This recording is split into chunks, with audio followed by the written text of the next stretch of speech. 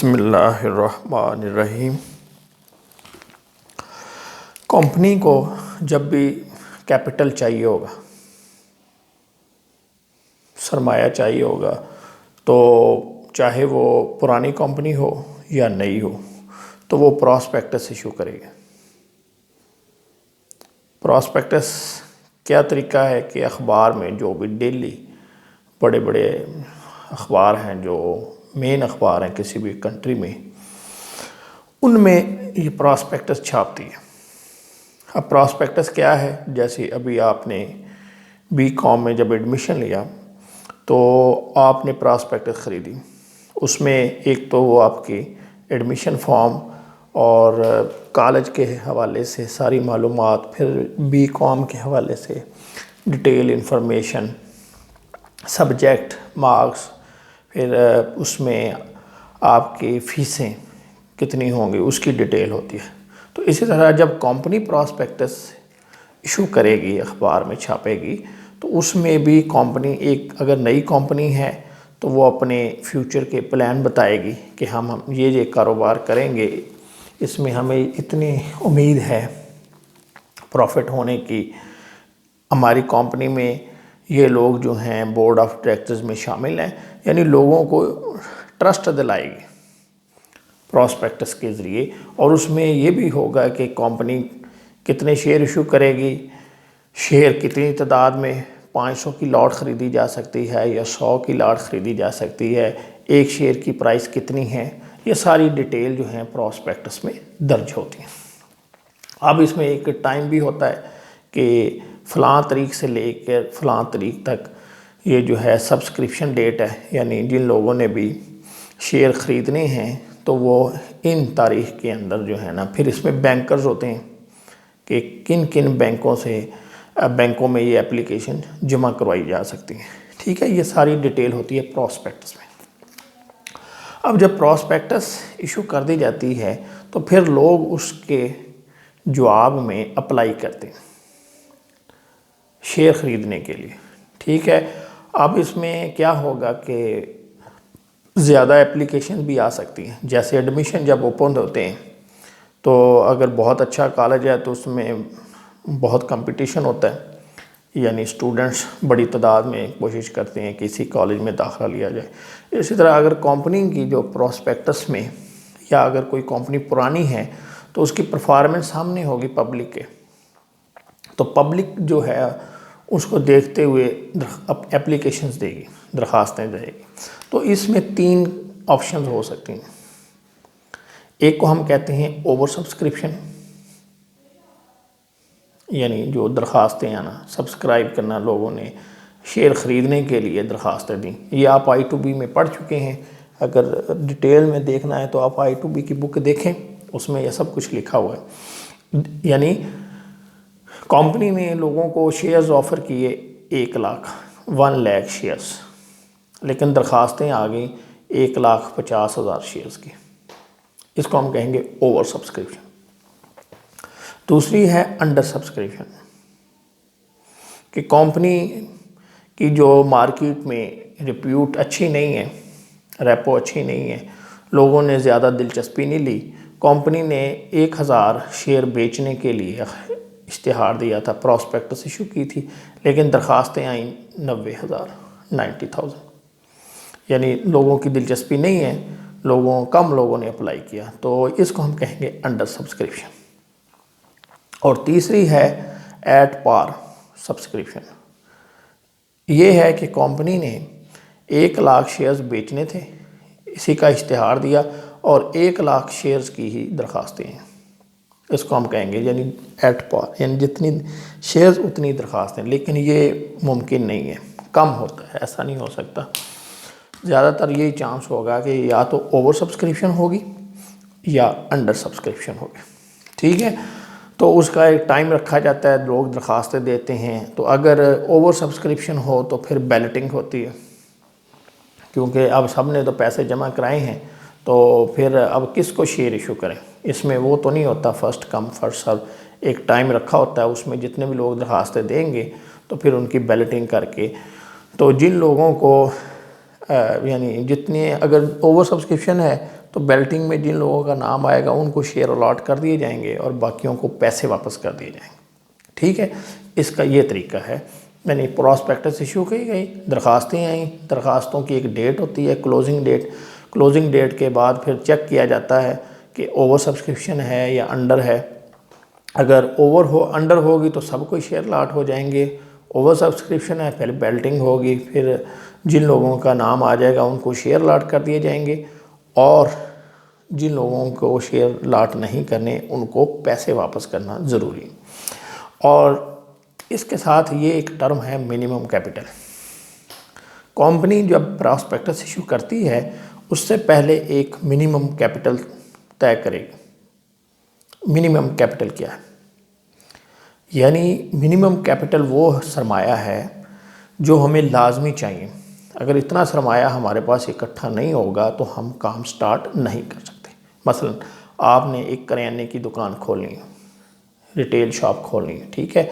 अब आपने हिसाब लगाया कि हमें ये काम स्टार्ट करने के लिए कम से कम इतने का ये हमारे पास घी होना चाहिए, इतनी बोरी चीनी होनी चाहिए, इतने चावल होने चाहिए, फ़लाँ फ़लाँ। आपने लिस्ट बना ली कम से कम, यानी चले एक एक आइटम ही रखें, यानी एक चीनी की बोरी कर लें, एक जो है पैकेट वो घी का, इसी तरह एक बोरी फ़लाँ की, एक, यानी ये आपने एक चीज़ें लिस्ट बना ली और फिर इनकी कीमत लगाई। तो आपने अंदाज़ा लगाया कि हमें जी कम से कम ये शॉप खोलने के लिए 1 लाख रुपए चाहिए या 10 लाख रुपए चाहिए।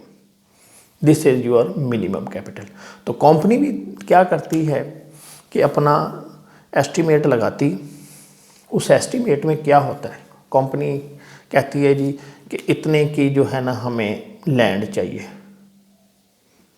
इतनी हमें जो है ना बिल्डिंग है, अगर रेंट पे है 1 साल का रेंट सपोज ये है, इसी तरह हमें इतने की मशीनरी चाहिए, प्रोडक्शन शुरू करनी है, इतना हमें प्लांट चाहिए, इतनी हमारी मैन पावर होगी उसका क्या, ठीक, ये सारा आइडिया लगा लिया। इतने का हमें रॉ मटेरियल चाहिए, ठीक है, और इतना हमारे पास कैश मौजूद भी होना चाहिए, कैश इन हैंड। इन सब का जमा किया तो 50 मिलियन जो है कंपनी ने अंदाज़ा लगा लिया कि इतना हमारा मिनिमम कैपिटल होगा। तो इस हिसाब से कंपनी अपने जितने शेयर की प्राइस है उसको इस पे डिवाइड करके नंबर ऑफ़ शेयर निकाल लेती है, ठीक है। तो अगर इतने शेयर बिकेंगे तब हमारा ये मिनिमम कैपिटल इकट्ठा होगा। अब आप खुद अंदाज़ा कर लें कि अगर आपके पास मिनिमम कैपिटल नहीं है तो फिर आपका बिज़नेस स्टार्ट नहीं हो सकता। तो फिर क्या होगा कि कंपनी ने जो पहले मेहनत की होती है कि मेमोरेंडम ऑफ एसोसिएशन बनाया, आर्टिकल्स ऑफ एसोसिएशन बनाया, प्रमोटर्स को कंपनी फ्लोट करने के पैसे दिए, वो फिर सारे ज़ाया चले जाएंगे। यानी अगर मिनिमम कैपिटल ही नहीं इकट्ठा हुआ तो आप कारोबार क्या करेंगे। तो इस रिस्क से बचने के लिए, यानी मिनिमम कैपिटल आपने इकट्ठा करना है और इतने शेयर बिकने भी ज़रूरी हैं। अब पहली दफ़ा कंपनी यानी मार्केट में जा रही है तो पता नहीं बिकेंगे कि नहीं बिकेंगे। मिनिमम कैपिटल, और यह रजिस्ट्रार को भी बताया जाता है कि जी इतना हमारा मिनिमम कैपिटल होगा। तो वो फिर जो SCCP है, रजिस्ट्रार ऑफ कंपनी है, वो इंश्योर करता है कि मिनिमम कैपिटल इकट्ठा हो। तो अगर ये इकट्ठा नहीं हुआ तो ये कंपनी वहीं पर ही बंद हो जाएगी। इस रिस्क को अवॉइड करने के लिए हम क्या करते हैं, ये अंडर राइटर्स के पास जाते हैं। देखें इतनी मेहनत करने के बाद जो सिर्फ मिनिमम कैपिटल इकट्ठा ना हुआ तो फिर तो सारा पैसा ज़ाया गया, मेहनत भी ज़ाया गई। तो इस रिस्क की वजह से हम क्या करते हैं, अंडर राइटर्स के पास जाते हैं। अंडर राइटर्स कौन होते हैं? बैंक्स हो सकते हैं, ठीक है। इसी तरह कंपनीज हो सकती हैं, फाइनेंस कंपनी, लीजिंग कंपनी या फाइनेंस कंपनी, सॉरी, मुदारबा कंपनीज हो सकती हैं, कोई भी हो सकते हैं, ठीक है। ब्रोकर्स हो सकते हैं। ज़्यादातर ये बैंक्स हैं, यानी बैंक समझ लें, आप बैंक के पास जाते हैं। इन्वेस्टमेंट कंपनीज, ये ज़्यादा सूटेबल लफ्ज़ है, इन्वेस्टमेंट कंपनीज, इसके पास जाते हैं। इसको कहते हैं कि भाई हम ये कंपनी शुरू करने जा रहे हैं, हमारा इतना जो है मिनिमम कैपिटल है, तो अगर तो हमारे सब्सक्रिप्शन हो गई वेल एंड गुड, यानी सपोज हमने 50,000 शेयर बेचने, 50,000 शेयर्स बेचनी है, एक हमारा शेयर 100 रुपये का है, तो यानी हमें ये तकरीबन 3 4 6 यानी ये हमें 5 मिलियन जो है वो चाहिए, यानी 50 लाख रुपए चाहिए। और शेयर कितने बेचने हैं हमने? 50,000 रुपये के। तो अगर तो हमारे 50,000 शेयर्स जो हैं पब्लिक ने सब्सक्राइब कर दिए, यानी इतनी एप्लीकेशंस आ गई, तो फिर तो ठीक है, फिर तो आपको ख़रीदने की ज़रूरत नहीं। लेकिन अगर इससे कम आए, यानी हमारा मिनिमम कैपिटल इकट्ठा नहीं हो रहा, तो जो डिफरेंस होगा वो आप ख़रीद लें। तो इसके बदले में इनको कमीशन दिया जाता है, जिसको हम कहते हैं अंडर राइटिंग कमीशन। ठीक है, समझ आ गई बात कि भाई मिनिमम कैपिटल अगर इकट्ठा नहीं होगा, कंपनी आगे बढ़ नहीं सकती, वहीं पे बंद हो जाएगी। तो इस रिस्क को ख़त्म करने के लिए या इस रिस्क से बचने के लिए हम पहले ही अरेंजमेंट कर लेते हैं इन्वेस्टमेंट कंपनी के साथ, बैंकों के साथ, कि हम इतने शेयर्स बेचने हैं लाजमी।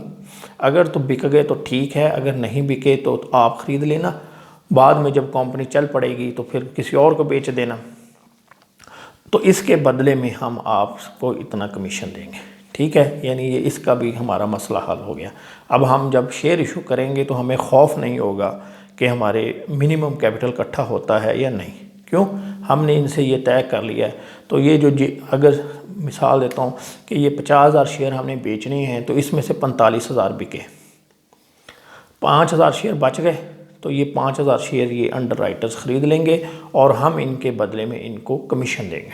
बाद में ये अंडर राइटर जब कंपनी चल पड़ती है, ऑपरेशन स्टार्ट हो जाते हैं, तो फिर तो जाहिर है मार्केट में खुद ही उसके शेयर्स की वैल्यू अप हो जाएगी, तो ये फिर मार्केट में वही शेयर आगे बेच देंगे।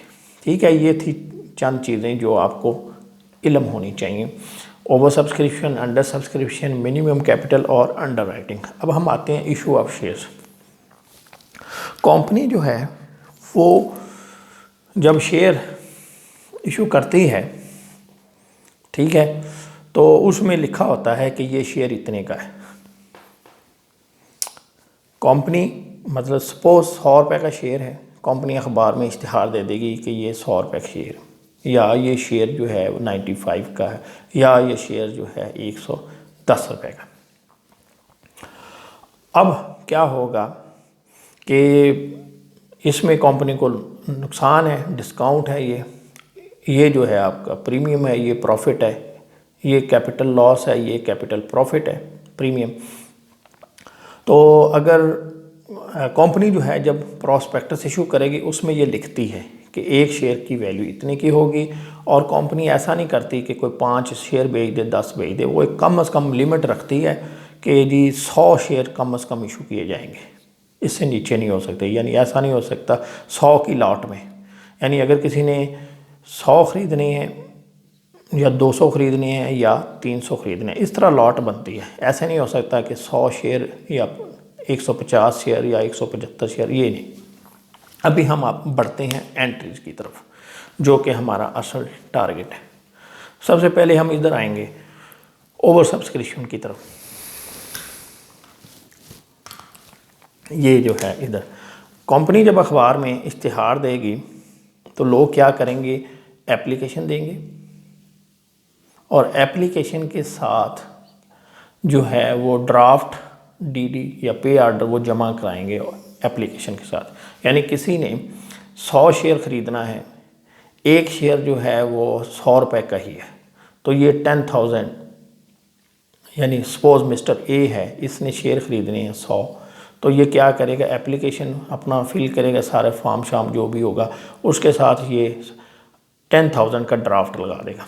अब हम कर रहे हैं कंपनी के अकाउंट्स XYZ लिमिटेड, तो जब ये अखबार में इसने इश्तिहार दिया, प्रॉस्पेक्टस इशू की, तो इनके पास सपोज 1 लाख शेयर्स की एप्लीकेशन आ गई।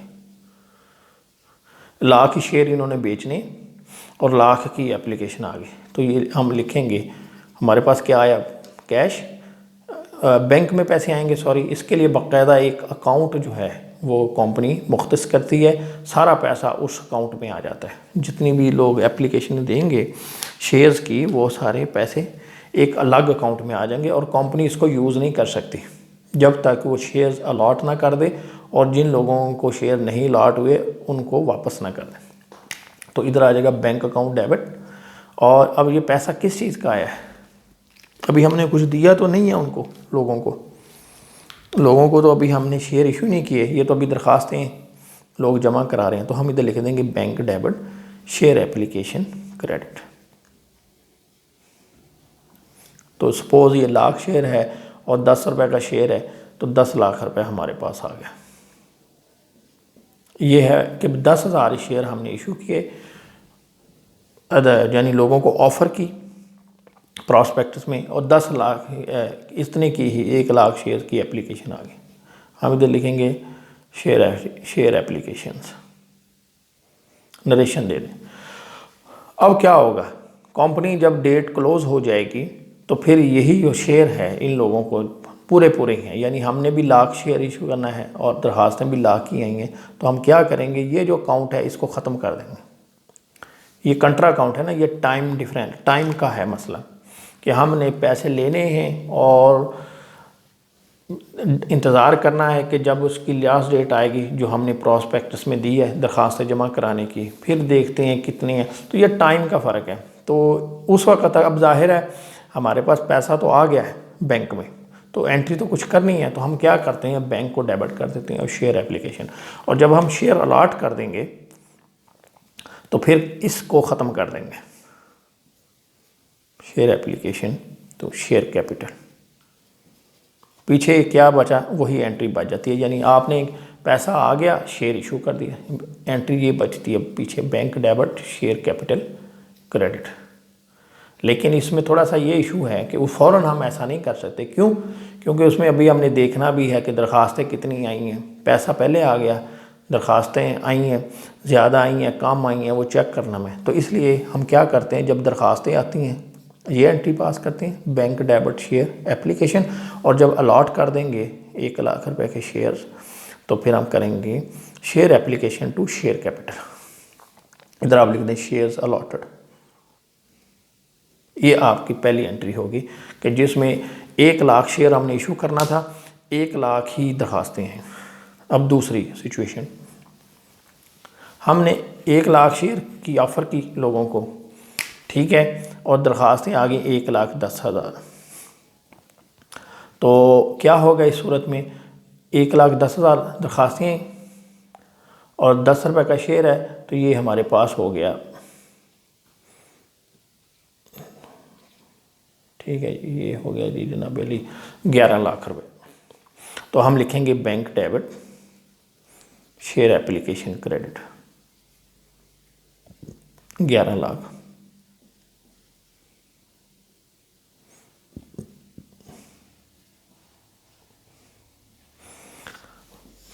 ये तो उसी वक्त एंट्री हमने पास कर ली, जब हम क्लोजिंग डेट आई हमने चेक किया कितनी दरखास्तें आई हैं, कितने कैश आया, और ये एंट्री पास हो गई। अब क्या होगा, यानी बैंक में कितने पैसे आ गए। जब हमने चेक किया तो ये दरखास्तें तो ज़्यादा आ गई, अब हमारे पास तो शेयर 1,00,000 हैं, तो हम क्या करेंगे, 1,00,000 लोगों को शेयर इशू कर देंगे। वो लिखेंगे शेयर एप्लीकेशन डेबिट 10 लाख से, क्योंकि शेयर जो इशू होंगे वो तो 1,00,000 होंगे ना, तो हम लिखेंगे 1 मिलियन। और ये देखें इस अकाउंट में अभी बचा है, ये क्रेडिट था 11 लाख से, लेकिन डेबिट हुआ 10 लाख से, तो डिफरेंस आ रहा है। वो डिफरेंस आएगा, आप समझ गए होंगे कि ये जो 10,000 लोग हैं, 10,000 शेयर्स की ज़्यादा एप्लीकेशन आई है, 1,00,000 शेयर हमारे पास मौजूद है, वो हमने अलॉट कर दिए। तो ये जो बाकी 10,000 है, 10,000 है, इनको हम पैसे वापस करेंगे। तो उसकी एप्लीकेशन होगा, उसकी एंट्री होगी शेयर एप्लीकेशन डेबिट और बैंक क्रेडिट। क्यों? जिनको हम जितने शेयर थे वो हमने इशू कर दिए, और जो बाकी है उनको पैसे वापस कर देंगे। यानी अंडरस्टूड है ना, यानी आपकी दुकान पर लोग चीज़ ख़रीदने आते हैं, पैसे दे जाते हैं, अब आपके पास जो हैं जितनी चीज़ पड़ी होगी वो बेच देंगे और बाकियों को पैसे वापस कर देंगे, तो ये 1,00,000 रुपये से डेबिट हो जाएगा। ठीक है, इसकी नरेशन लिख दें कैश रिफंडेड या अमाउंट रिफंडेड टू एप्लीकेंट्स। ये आपकी दूसरे केस की एंट्री होगी जिसमें अंडर सब्सक्रिप्शन ओवर सब्सक्रिप्शन थे, यानी शेयर्स कम थे, दरखास्तें ज़्यादा आ गई। और अब तीसरा केस है आपका पार वाला, वो भी सिंपल है। उसमें तो आपको जैसे एंट्री पार वाली होती है, यानी जितने शेयर उतनी दरखास्तें। इसमें तो आपके पास क्या है, दरखास्तें थोड़ी हैं, शेयर्स ज़्यादा हैं। तो आपके पास समझ लें 1 लाख शेयर आपने इशू करने थे, दरखास्तें हैं सिर्फ 95,000 की, 10 रुपये का एक शेयर है, तो ये 9,50,000 रुपये आपके बैंक में आ जाएगा। लिखेंगे bank account debit share application credit.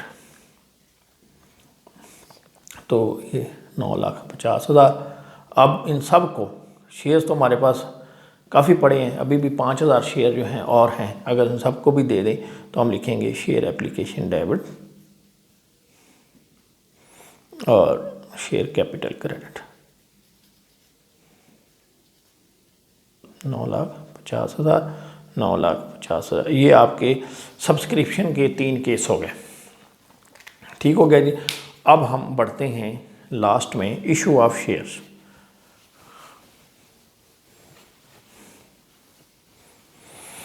अगर हम पार पे शेयर इशू करेंगे फिर तो कोई ऐसा मसला नहीं है। हमने 10 रुपये का शेयर है, 10 रुपये का इशू कर दिया और हमने क्या किया, 10,000 शेयर इशू करना है सपोज़। तो हमारे पास 1 लाख रुपये आ जाएगा। हम लिखेंगे bank debit share application credit 1 lakh, 1 lakh और share application to share capital 1 lakh.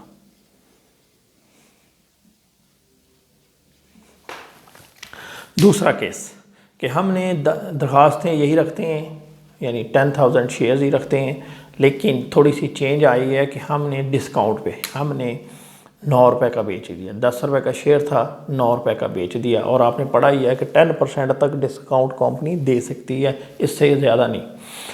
अब क्या होगा, हमारे पास बैंक आएगा, 10,000 शेयर है, 90,000, ठीक है, और नीचे हम लिख देंगे शेयर एप्लीकेशन 90,000।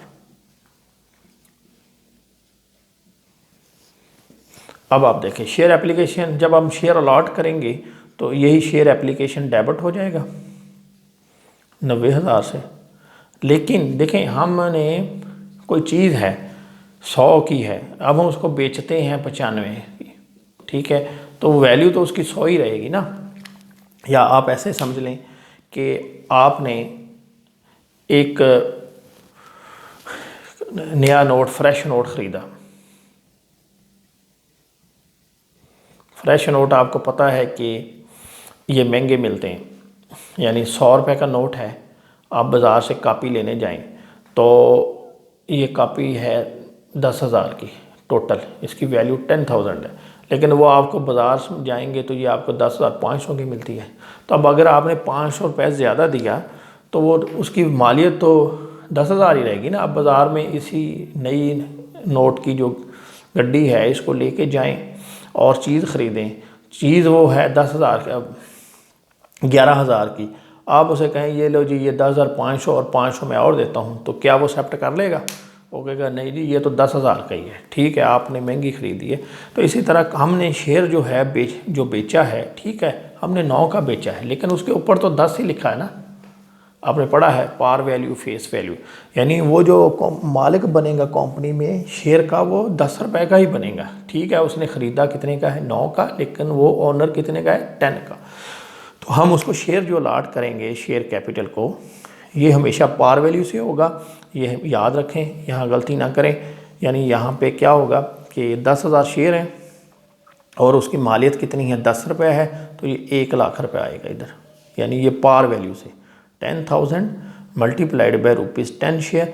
और ये देखें आपका बराबर नहीं हो रहा, खुद ही ठीक हो जाएगा आपका। अगर आप समझ के चलेंगे तो आपको एंट्री को सेट करने की ज़रूरत पेश नहीं आएगी। इधर आ जाएगा discount on issue of shares, कितने का है, 1 रुपये का, तो 10,000 शेयर थे, तो ये बराबर हो गया। ये दूसरा केस डिस्काउंट वाला। तीसरा केस कि जब हम 10 रुपये का शेयर 15 रुपये में इशू करें।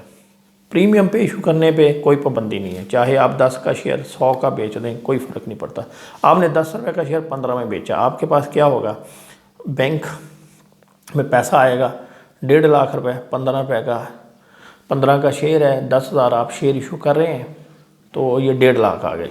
शेयर एप्लीकेशन जो है वो कितने की आएगी, वो 10,000 की आएगी, यानी ये जितना ये लिखा हुआ है एप्लीकेशन 1.5 लाख है, यानी जो भी अमाउंट आई। अब क्या है, अब आपने शेयर लाट करने हैं, ठीक है, तो ये शेयर एप्लीकेशन जितने से क्रेडिट है इसको उतने से डेबिट कर दो। शेयर एप्लीकेशन 1.5 लाख से, ठीक है, लेकिन आपने, ठीक है, उन्होंने 15 रुपये दिए, लेकिन आप शेयर तो वो 10 रुपये का इशू करेंगे, par value share capital 1 lakh. अब ये देखें, ये एंट्री फिर खुद सीधी हो गई, एक साइड बढ़ गई, एक कम हो गई, तो आपको समझ आ गई है कि ये हमें प्रॉफिट हो गया। प्रॉफिट हमेशा क्रेडिट होता है, नुकसान डेबिट होता है। पिछले केस में क्या था, इधर साइड कम हो गई थी, क्यों, वो लॉस हुआ था, हमें डिस्काउंट देना पड़ा, वो डेबिट आ गया था खुद। अब ये खुद ही क्रेडिट आ गया है, तो ये आपको 50,000 रुपये प्रॉफिट हो गया। इसको हम लिखेंगे premium on issue of shares. ये दोनों साइडें बराबर हो गई, ठीक है। अभी ये मैंने आपको मेन चीज़ें बता दी हैं सारी, उम्मीद है समझ भी आ गई होंगी इंशाल्लाह। अगर कोई चीज़ नहीं पता चली तो वो कमेंट्स में पूछ लें, नेक्स्ट लेक्चर में हम क्वेश्चन स्टार्ट करेंगे। Thank you very much.